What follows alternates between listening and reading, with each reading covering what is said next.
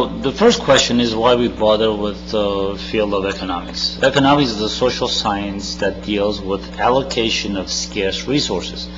Now, you might say, how do you define what's scarce? And it's not about whether you have difficulty finding it in store and you have to make several trips, but essentially whatever is scarce, it involves the question of opportunity cost, and that simply means that you must give up something in order to attain the benefits of this particular good or service.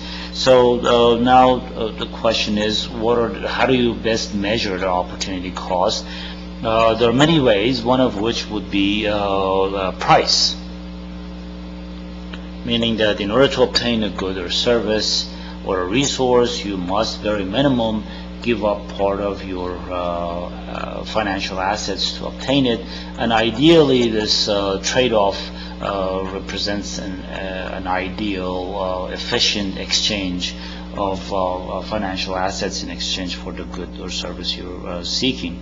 So where price is figured out is basically a byproduct of a market, and market essentially is a mechanism, one of many, that allows allocation of goods and services to take place. As I said, is one of many. There are other forms of mechanisms, such as non-market through government involvement, or sometimes it's traditional, maybe perhaps political. If you're a member of a certain political party, you have access to, or religious sect, you may have access to certain goods and services, and if you don't belong, then you're out. So market is the dominant, and again is not appropriate for all goods and services, but is efficient for majority of goods and services. And by efficient, we basically mean minimum transaction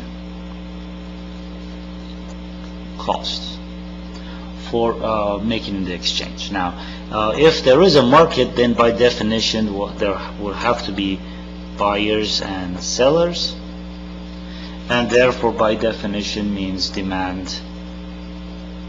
side versus supply side.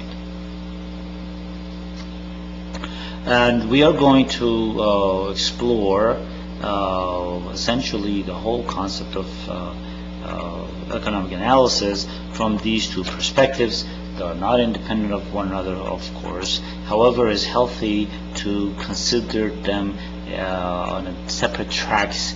It helps to reduce, if not to eliminate, confusion, in a sense that you may at times be speaking of the demand side of a good service and then find yourself inadvertently in the supply side and back and forth, and at the end it only contributes to the confusion. So we're going to start with the demand side and then continue the discussion on the supply side.